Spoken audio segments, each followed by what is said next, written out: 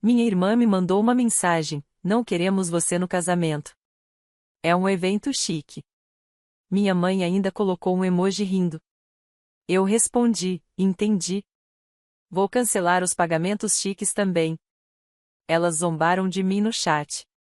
Mas ao amanhecer, as reservas delas tinham desaparecido, a conta foi recusada, e minha irmã apareceu batendo na minha porta. Quando minha irmã anunciou o noivado, fiquei genuinamente feliz por ela. Não éramos melhores amigas nem nada assim, mas como sócias de família. Sempre foi assim. Ela ligava quando precisava de algo, geralmente dinheiro, e eu dizia sim mais vezes do que deveria. Mas ela ia se casar, e pensei que talvez isso finalmente mudasse algo entre nós. Eu disse que ajudaria no que pudesse. Ela sorriu e disse que já sabia que eu ajudaria. O primeiro grande pedido veio menos de uma semana depois. Uma mensagem de texto, nem sequer uma ligação. Ei, você pode mandar $7.000 para o depósito do local? Vamos te pagar depois da promessa dos presentes do casamento. Sem explicações, sem detalhes, só o número. $7.000. Eu nem hesitei. Transferi ainda naquela tarde e disse a mim mesma que era um presente, não um empréstimo. Lá no fundo, sabia que nunca veria aquele dinheiro de volta. Mas essa era minha irmãzinha e casamentos deveriam ser especiais. Talvez isso nos aproximasse. Não adiantou. O silêncio depois que mandei o dinheiro foi a primeira rachadura. Nem um obrigada, nem uma foto do local, nem sequer um print da confirmação. Apenas um coraçãozinho, 3 dias depois. Só isso. Eu não pressionei. Apenas esperei, achando que logo seria incluída nos preparativos. Que pediriam minha opinião sobre o vestido, a disposição das mesas, a música, mas nada disso aconteceu. Era como se ela tivesse pegado o dinheiro e me apagado totalmente do planejamento. Então veio o anúncio. Não foi para mim. Nem mesmo no nosso grupo da família. Foi em uma live pública no Instagram. Recebi a notificação e abri, curiosa. Ela estava lá, em um vestido branco de ensaio, sorrindo como se tivesse ganhado na loteria. Atrás dela, o noivo servia champanhe. Ele agradeceu a todos que os apoiaram. Ela disse que o casamento estava totalmente pago agora e que tudo isso foi possível graças ao trabalho duro deles e à ajuda da família de verdade que acreditou neles. Família de verdade. Os comentários começaram a chegar aos montes, amigos, colegas de trabalho, estranhos com emojis de flores, chamando-a de inspiração. Eu apenas fiquei olhando para a tela. Aquela noite, postei um único comentário no destaque. Ela colocou um emoji de peão de xadrez. 3 minutos depois, ele foi apagado. 6 minutos depois, ouvi batidas na minha porta. Ela apareceu toda produzida para o casamento, ainda de salto, maquiagem impecável. Ela nem disse oi. Entrou sem pedir e exigiu saber qual era a minha gracinha com o emoji. Eu não disse nada. Não devia explicação para algo que ela entendia perfeitamente bem. Começou a gritar, me acusando de tentar humilhá-la publicamente. Ficou perguntando se eu estava com ciúmes. Eu fiquei quieta na maior parte do tempo, até que ela disse algo que acionou um interruptor em mim. Ela disse: "Você sempre faz tudo sobre você." E que estava cansada de andar em pontas de pés por causa do meu suposto peso emocional. Nos empurramos. Não foi uma briga cinematográfica e prolongada, foi um borrão desajeitado. Ela me empurrou, eu a empurrei de volta. O sapato dela caiu. Ela agarrou minha manga. E eu disse para ela sair imediatamente. Ela foi embora xingando, jurando que nunca mais falaria comigo. Mas eu nem estava com raiva. Não mais. Só tinha terminado. Mais tarde, naquela noite, recebi uma ligação da nossa mãe, e depois outra do nosso pai. Eu já sabia o que minha irmã tinha contado antes de atender. Eles estavam preocupados, confusos, tentando entender o que tinha acontecido entre nós. Eu contei tudo, os $7.000, o post, a briga. Eles não gritaram. Soaram puxados, como se tivessem sido arrastados para uma confusão que não compreendiam. Minha mãe disse: "Talvez precisemos nos acalmar e conversar pessoalmente, como família." Eu disse: "Ok." Mas não era verdade, porque naquele momento percebi algo. Isso não era sobre o dinheiro. Era sobre meu lugar na vida dela. E eu não tinha nenhum, a menos que desempenhasse um papel que a beneficiasse. Eu não era irmã dela. Era apenas uma peça de xadrez no tabuleiro dela, um peão que ela movia quando precisava de ajuda. E ela estava prestes a aprender o que acontece quando o peão deixa de jogar. 2 dias depois da briga, eu parei de jogar de maneira gentil. Eu não gritei. Não postei nada. Não implorei por reconhecimento. Apenas comecei a puxar os fios silenciosamente. Com precisão. O primeiro alvo foi o local da festa. Aqueles $7.000 não eram um presente. Era reserva feita no meu cartão de crédito porque ela não conseguia qualificar sozinha. Então, liguei e cancelei. A funcionária do telefone ficou se desculpando pela política de não reembolso, mas esse não era o motivo da minha ligação. Eu não queria o dinheiro de volta. Queria que aquilo simplesmente desaparecesse. Depois, passei para o fotógrafo. Eu tinha sido a pessoa a assinar o contrato. Era meu, então cancelei também. O DJ liberou a data. A empresa de aluguel também foi resolvida. Eu não disse uma palavra para ela. Não avisei. Ela nem percebeu que metade do casamento existia porque eu estava segurando tudo por trás da cortina. Que ela descobrisse do mesmo jeito que eu descobri que eu não importava, publicamente. 3 dias se passaram. Mantive meu celular no silencioso. Ignorei as mensagens dela, as ligações das tias, até do meu pai. Eu estava esperando que ela percebesse sozinha. Achei que seria o local da festa que a faria descobrir, mas foi o noivo. Ele ligou, soando constrangido, como se não tivesse certeza do que estava entrando. Disse que o DJ havia chamado para confirmar o cancelamento e perguntou se eu tinha ideia do que estava acontecendo. Eu disse simplesmente que tinha cancelado. Longa pausa. Ele perguntou por quê.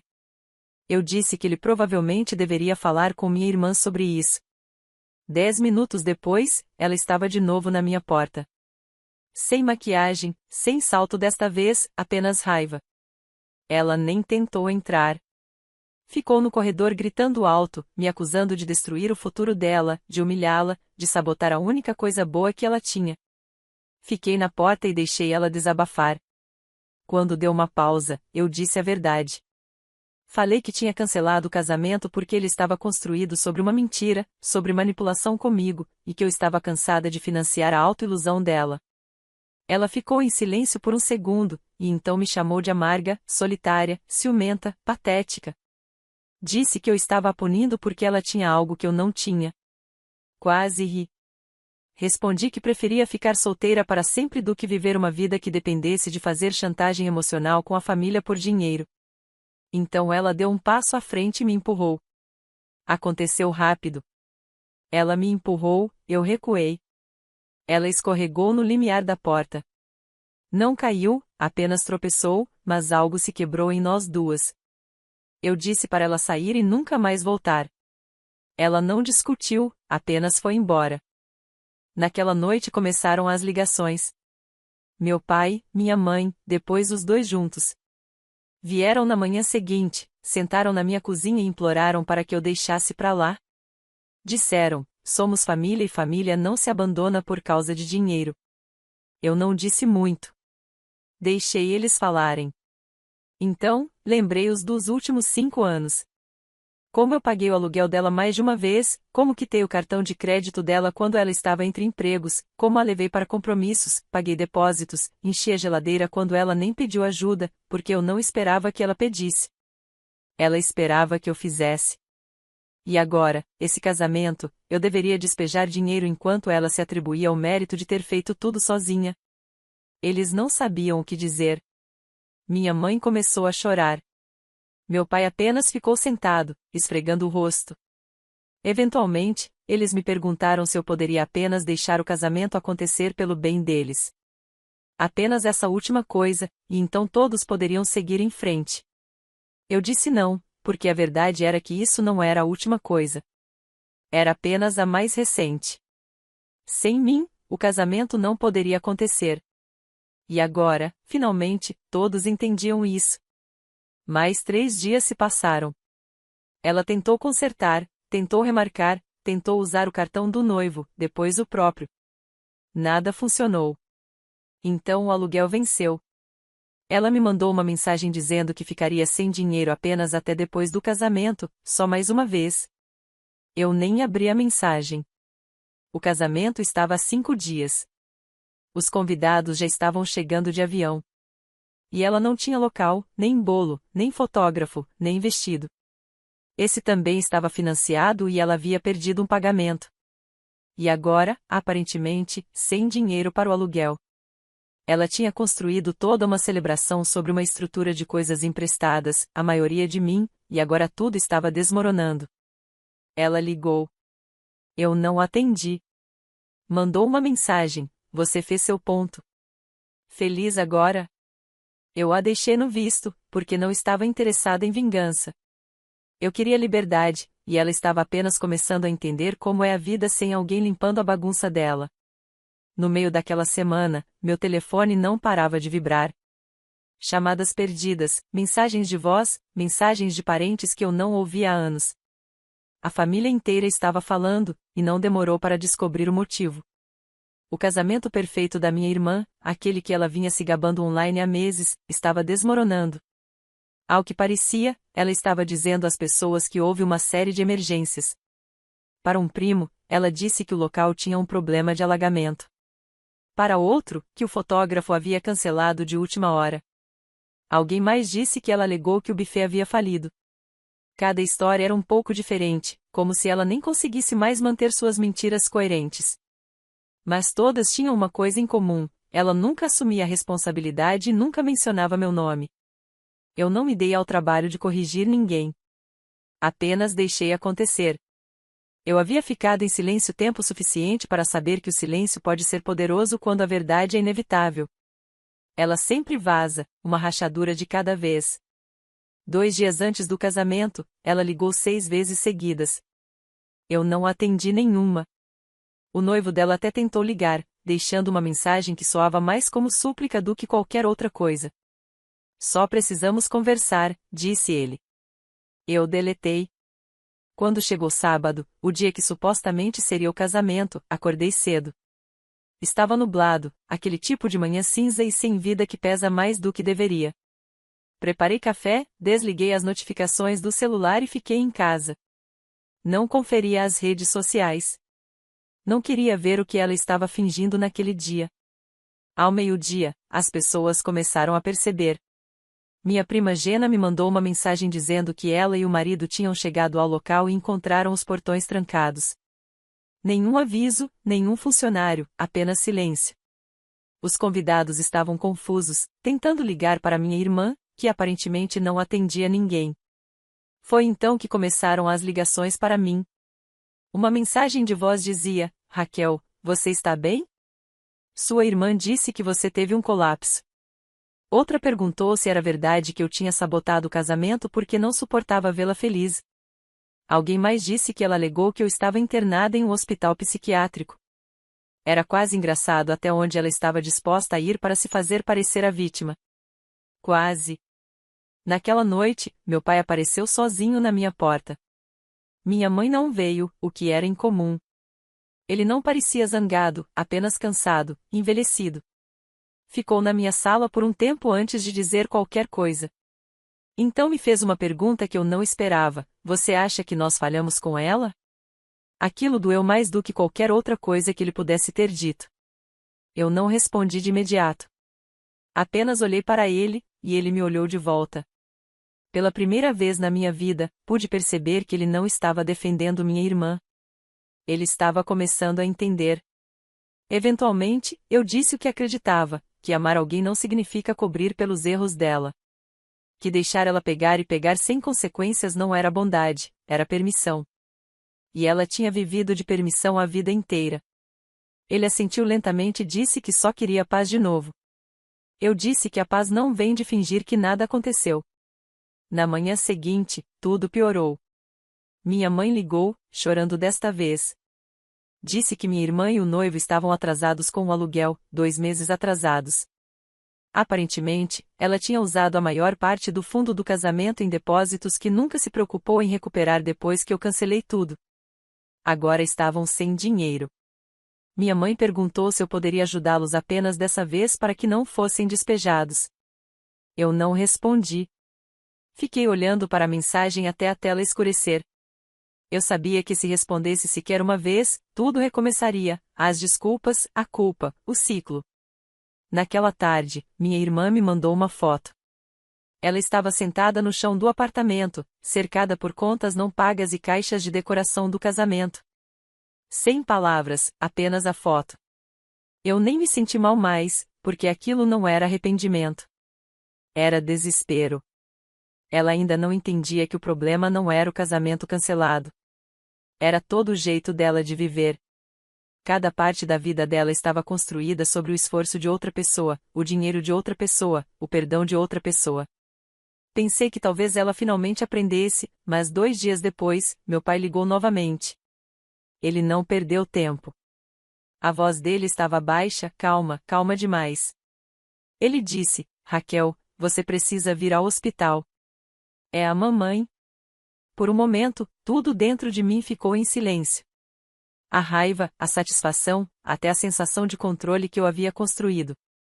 Tudo desapareceu. Foi nesse momento que percebi que a guerra que eu tinha começado não era apenas entre mim e minha irmã. Estava destruindo toda a família, e eu não sabia como parar. Cheguei ao hospital em 20 minutos. Não lembro de estacionar ou entrar. Só me lembro de ver meu pai perto das máquinas de venda automática, parecendo que não tinha dormido.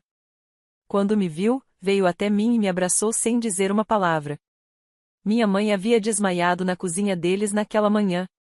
Arritmia induzida pelo estresse, disse o médico. Não um ataque cardíaco completo, mas um aviso sério. Eles a mantiveram em observação durante a noite.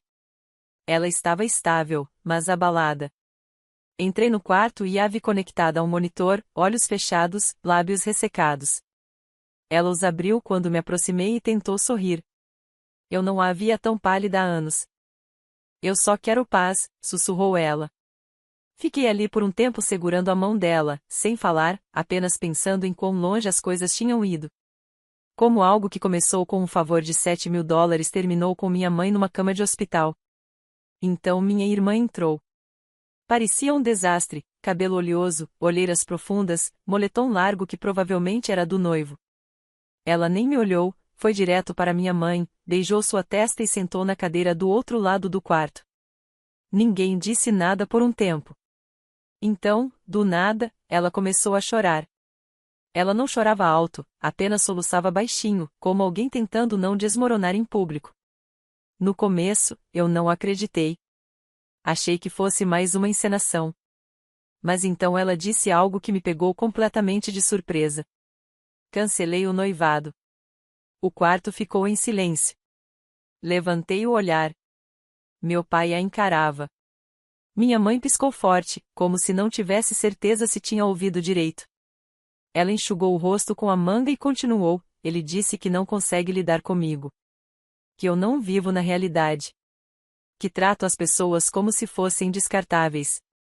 E ele está certo. Ninguém disse nada. Ela continuou falando.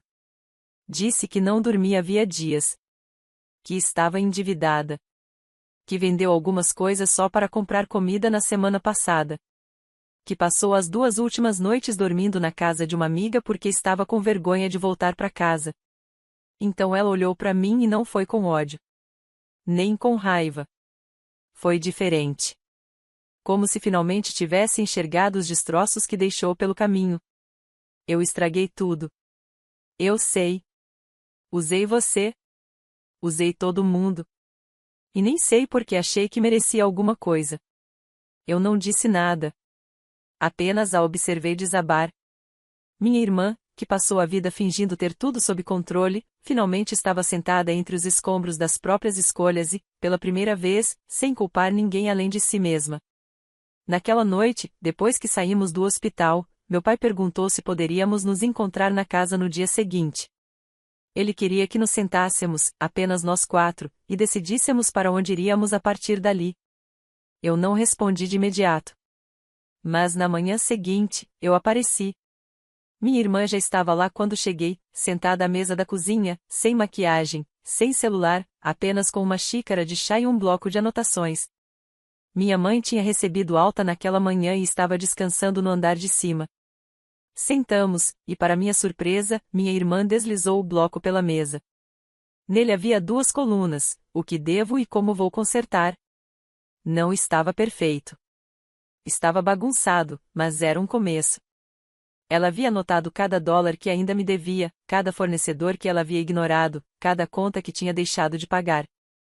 E, no final, com a letra trêmula, escreveu: Quero ser alguém de quem você possa realmente se orgulhar algum dia. Mas sei que não mereço sua ajuda novamente a menos que prove que estou disposta a consertar isso sozinha. Fiquei olhando para a página por um longo tempo. Então disse: Vou te ajudar, mas dentro de limites. Vou te apoiar a aprender a consertar sua vida, não a financiá-la. Ela assentiu. Não foi uma cena de filme. Não choramos nem nos abraçamos, mas, pela primeira vez em anos, parecia que éramos 2 irmãs de verdade, e não apenas 2 pessoas presas em uma longa guerra silenciosa. Nas semanas seguintes, as coisas mudaram lentamente. Ela e eu voltamos a morar na casa dos nossos pais enquanto minha mãe se recuperava. Como nos velhos tempos, exceto que tudo era diferente. Lavamos louça juntas, fizemos compras, conversamos à noite, realmente conversamos, e ninguém me pediu dinheiro. Ela até conseguiu um emprego de meio período em uma padaria local. Disse que não era glamouroso, mas era dela. E então, numa manhã, ela me contou que estava pensando em planejar um novo casamento. Algo pequeno, simples, apenas com a família, pago inteiramente por ela e pelo noivo, se ele algum dia voltasse. Mas essa não era a surpresa. A surpresa foi esta: ela não parecia desesperada para que ele voltasse. Disse que, se ele voltasse, ótimo. Mas se não, ela seguiria em frente do mesmo jeito, ainda cresceria. Pela primeira vez, ela não estava construindo a própria vida sobre a fundação de outra pessoa. E, pela primeira vez em muito tempo, eu acreditei nela. Já era início do outono. O ar estava mais fresco, mais silencioso. A vida na casa dos nossos pais tinha se acomodado em algo quase pacífico. Minha mãe estava ficando mais forte a cada dia. E minha irmã, surpreendentemente, estava cumprindo sua palavra. Ela pegava o turno da manhã na padaria 6 dias por semana, começou a pagar pequenas dívidas uma a uma, e vendeu aqueles itens de luxo ridículos que costumava postar só para parecer bem-sucedida. Nada de bolsas de grife. Nada de viagens de última hora para se mimar. Nada de imagem alugada, apenas a realidade. Em uma tarde, entrei na cozinha e a vi com uma planilha aberta, um lápis na boca e uma calculadora ao lado. Ela estava fazendo orçamento, de verdade, de forma séria. Era ao mesmo tempo hilário e surreal. Ela levantou os olhos e disse: Adivinha quanto de juros eu estava pagando naquele cartão de crédito que você me ajudou a quitar no ano passado? Eu respondi: nada. Ela sorriu. Digamos que eu poderia ter ido a Paris 2 vezes. Econômica, mas ainda assim. Foi a primeira vez em anos que ri com ela. Pouco tempo depois, minha mãe desceu as escadas devagar, mas com mais sorriso do que antes. Ela parecia mais leve, como se ter nós sob o mesmo teto novamente, mesmo nessas circunstâncias estranhas, a estivesse curando de um jeito que remédio nenhum conseguiria. Ela começou a cozinhar de novo, folhear seus antigos livros de receita, colocar músicas antigas enquanto cozinhava. Nosso pai começou a chegar em casa mais cedo do trabalho apenas para sentar com ela enquanto fazia sopa. Mas, é claro, nem tudo era tranquilo. Numa noite, encontrei minha irmã chorando na lavanderia. Eu não perguntei o motivo de imediato. Então ela me entregou o celular. O ex-noivo dela havia postado fotos com alguém novo. Um anúncio discreto, mas óbvio. Uma garota com quem ele trabalhava, sorrindo em um bar com ele, a mão dela no joelho dele. Ela não disse nada, apenas ficou sentada. Eu não a consolava. Apenas fiquei ali com ela até que ela terminasse de chorar. Mais tarde naquela noite, minha irmã me surpreendeu novamente. Disse que eu amava porque ele não sabia quem eu realmente era. Acho que é por isso que eu persegui aquele casamento com tanta intensidade. Tinha medo de que, se parasse de me mover, alguém descobriria que eu não tinha nada resolvido. Eu assenti. Não porque me identificasse, mas porque finalmente a entendi. Pela primeira vez, ela não estava tentando vencer. Ele apenas estava tentando ser honesto. Alguns dias depois, nossa mãe teve uma consulta de acompanhamento. Tudo certo, disse o médico. O coração dela estava se recuperando bem. Sem sinais de danos permanentes. Quando saímos do hospital, ela perguntou se poderíamos parar para tomar sorvete, como fazíamos quando éramos crianças. Sentamos no carro, comendo casquinhas, janelas abertas, e uma música antiga do Fleetwood Mac tocando no rádio. Foi então que ela disse, do nada: "Acho que todos nós vamos ficar bem." Finalmente. Não respondi de imediato. Apenas olhei para minha irmã no retrovisor. Ela olhava pela janela, sem celular, sem encenação, apenas ali. Na manhã seguinte, ela acordou cedo e preparou o café da manhã para todos. Não só torradas ou ovos, um café de verdade, panquecas, frutas, ovos mexidos, tudo. Disse que era sua forma de agradecer a todos nós por não termos desistido dela quando provavelmente ela merecia. Então me entregou algo, um envelope. Dentro havia um cheque de apenas $300, mas com a descrição na linha de memorando: primeiro pagamento. Eu não saquei. Guardei na gaveta. Acho que só queria ver o que ela faria a seguir. Ela ainda trabalha na padaria, ainda faz orçamento, ainda mora no quarto de hóspedes dos nossos pais até economizar o suficiente para sair por conta própria. Sem pressa, sem fingimento. E então, há apenas uma semana, ela me contou outra coisa. Ele ainda está planejando um casamento, mas não com um homem, com ela mesma. Ela quer fazer uma pequena festa, um casamento simbólico, apenas para celebrar estar em um lugar mais saudável na vida. Sem convidados, sem vestido, apenas ela, algumas velas e a promessa de nunca mais se perder. Eu não ri. Não revirei os olhos. Ofereci ajudá-la a planejar, se ela me deixasse. Ela sorriu e disse: "Só se você me deixar pagar por isso." E, pela primeira vez, eu realmente acreditei que ela poderia. O dia do casamento não teve nada a ver com o que ela havia planejado meses atrás. Não havia multidão, palco, violinistas ou paredes de champanhe alugadas. Apenas um quintal alugado na casa de uma amiga, uma pequena mesa de madeira com 2 velas e um vestido branco de verão de $49 que ela comprou em um brechó. Ela nem contou para a maior parte da família, só para mim, nossos pais e suas 2 amigas mais antigas do ensino médio. Ninguém mais, sem drama, sem necessidade de impressionar ninguém. E, pela primeira vez desde que toda essa bagunça começou, parecia que ela não estava encenando. Ela estava descalça na grama, segurando um pedaço de papel dobrado, e leu um voto em voz alta. Não para um homem, nem para um futuro que não existia. Apenas para ela mesma, para se apresentar, parar de fingir, parar de usar as pessoas como escudos contra seu próprio caos. Não era poético. Nem estava particularmente bem escrito. Mas era honesto. Quando terminou, todos aplaudiram levemente, não porque fosse esperado, mas porque parecia natural. Depois, comemos uma refeição comunitária. Ela pediu para que cada um levasse um prato em vez de presente. Minha mãe fez suas famosas barrinhas de limão, e meu pai grelhou em silêncio, sorrindo mais do que eu via sorrir há anos. Suas 2 amigas trouxeram rolinhos primavera feitos em casa e uma salada estranha que nenhum de nós gostou, mas fingimos. Quando ficamos apenas nós limpando, ela se aproximou de mim segurando outro envelope. Eu balancei a cabeça antes mesmo de ela abrir a boca. "Estou falando sério", disse ela. "É mais do que da última vez. Quero quitar tudo o que te devo." Peguei o envelope, coloquei na minha bolsa e não disse nada. Eu não tinha sacado o primeiro. Talvez nem este eu saque. Eu não estava mais marcando pontos, mas podia perceber que isso era importante para ela agora, e isso tornava tudo diferente. Mais tarde naquela noite, de volta a casa, nos sentamos todos na sala como nos velhos tempos. Minha mãe enrolada em sua manta, meu pai com os pés para cima, o cheiro das barrinhas de limão ainda no ar. Minha irmã se encolheu ao meu lado no sofá, quieta. Do nada, sussurrou. Eu costumava achar que você era apenas fria. Olhei para ela, mas agora eu entendo. Você não era fria. Só era a única disposta a lidar com a realidade. Não disse nada. Apenas assenti uma vez. Antes de dormir, minha mãe me parou no corredor.